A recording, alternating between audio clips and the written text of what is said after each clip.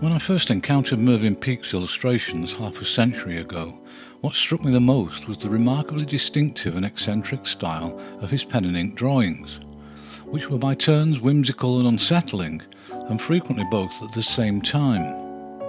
If I wasn't so wary of the word, I'd be tempted to call him unique. Mervyn Peake was born in 1911 in the Jiangxi province of China, where his father and mother worked as medical missionaries. In 1922 the family returned to England, and when he was old enough he enrolled at Croydon School of Art in 1929. But he hadn't been there long before he left for the more prestigious Royal Academy School. In 1933 he went to work in an artists' commune on the island of Sark off the coast of Normandy, and the group exhibited their work, which was critically well received. He returned to the capital in 1935 and taught life drawing at Westminster School of Art to provide some much-needed regular income. There he met the painter Maeve Gilmore, and they married in 1937. In 1939 his first illustrated book was published. It was a children's book titled Captain Slaughterboard Drops Anchor, and it was immediately popular with young readers and critics alike. All the illustrations for the book were created as monochrome line drawings in pen and ink, but several spot colours were added rather pointlessly at printing. But even that couldn't detract from the book's delightful absurdist appeal. Peake opted to tell his story with handwritten text rather than standard typography, which wasn't unique, but it was far from usual at the time. Before the year was out, he was commissioned to illustrate the children's book Ride a Cock Horse and Other Nursery Rhymes, which was published in time for Christmas in 1940. And unlike the relatively economical line work of Captain Slaughterboard, this was a remarkable collection of densely cross-hatched Gothic visualizations of the rhymes.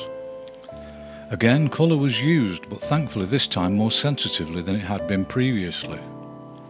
Given that this book was intended for young children, Peake's illustrations had a distinctly sinister visual quality, even in the case of some of the more harmless rhymes. By this point he had joined the army and was serving in the Royal Artillery. In 1940 he submitted some strange satirical drawings to the War Office in the hope of being taken on as a war artist. They didn't know what to make of these images, and they were never published. In that year his publisher compiled a collection of his earlier poetry and drawings with the title Shapes and Sounds. This will be the first of several published throughout his life. Meanwhile, Peake made another bid for reassignment as a war artist, but he was turned down again. In 1942 he suffered a nervous breakdown and was sent to be treated in a mental hospital in the northwest of England. The treatment, which consisted of electroconvulsive therapy, wasn't successful, and he was declared unfit for military service in 1943. Despite the increasing ebb and flow of Peake's health, he had continued to write and illustrate, and in that year his illustrated edition of Coleridge's epic poem, The Rime of the Ancient Mariner, was published. The series of dark and gloomy crosshatched monochromes he created for the book were a perfect match for the Gothic melodrama of the verse. Whether these were a reflection of the storms inside his head is up for debate. A year later, in 1944, his own book, Rhymes Without Reason, was published. This was a collection of his humorous, nonsensical poems, and the only book which Peake would illustrate in gouache without benefit of an inked line. The images were every bit as surreal as his other work, but without the ink line they seemed a little unresolved by comparison. In 1946 his illustrated collection of the tales of the brothers Grimm was published, and for this book he returned to his more expected intense cross-hatching. Most of the images were monochrome, although there were occasional colour illustrations, and this time washes of watercolour were applied over the line work, presumably by Peake himself. This collection was undoubtedly one of his most successful visualizations of text written by others. In that year, the first of his Gormenghast trilogy, Titus Groan, was published. He'd been writing the book off and on for about a decade, and when it finally appeared, it was praised by the critics and sold in respectable numbers. But although there were a few line illustrations in the book, this was much more about Peake the novelist. He was a great admirer of the work of Lewis Carroll, and had an obvious affinity with his fanciful and dark narratives. Peake's interpretation of The Hunting of the Snart was published in 1948, and it served as an effective dress rehearsal for his remarkably distinctive version of Alice in Wonderland and Through the Looking Glass later that year. Other illustrators have tended to stick fairly closely to John Tenniel's original visualizations of the stories, but Peake created a series of illustrations which, although faithful to the text, were filled with unsettling atmospheric touches of his own.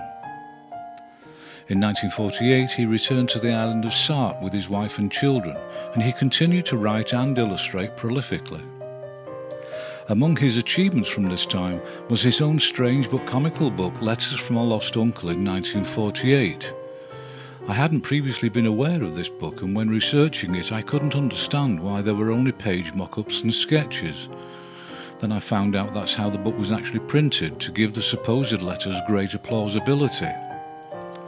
In the same year his own book of nonsense was published, with the whimsical side of his nature well to the fore again, and the book featured a series of amusing line drawings to complement the absurdity of the rhymes.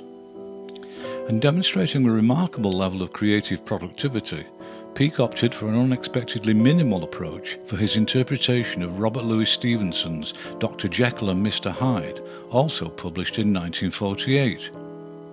These deceptively simplistic two-colour images were as much about what was left out as what was included, and although it seemed a perverse stylistic interpretation of the book, the stark abstractions are nevertheless suitably unsettling.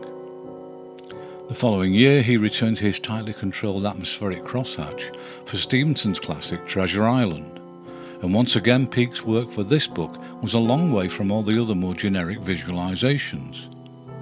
He sidelined the rousing adventure aspects of the story and instead played up the brooding menace, and particularly in his characterization of Long John Silver.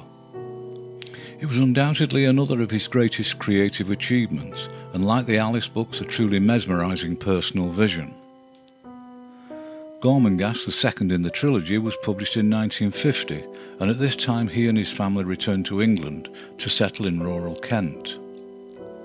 There he started work on his book Mr. Pye, a strange humorous novel about the nature of good and evil, which was published a couple of years later in 1953. The illustrations for this story were another stylistic departure, using a heavier line and total absence of internal modelling. And he continued to opt for a loose simplicity, which recalled that of Edward Lear in 1954's Figures of Speech, which featured bizarre cartoon interpretations of British idiomatic expressions.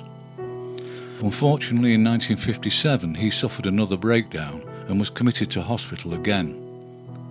His doctors couldn't settle on a single cause for Peake's debilitating health problems. Medical opinion was divided between Parkinson's disease and early onset dementia. It hardly mattered, as they were both incurable one-way tickets. In 1959, Titus Alone, the last of the Gormenghast trilogy, was published and warmly welcomed by his growing number of readers.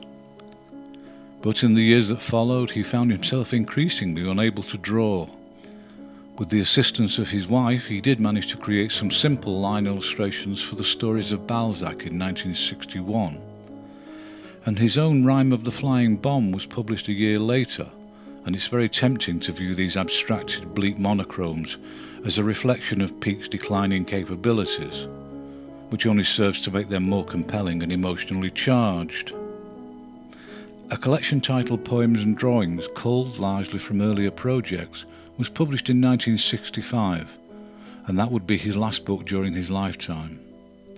His health deteriorated rapidly, and he died in 1968 at a care home at the age of 57. I really don't want to end this video on such an unhappy note, so I'm going to play us out with this little collection of Peake's lighter humorous moments.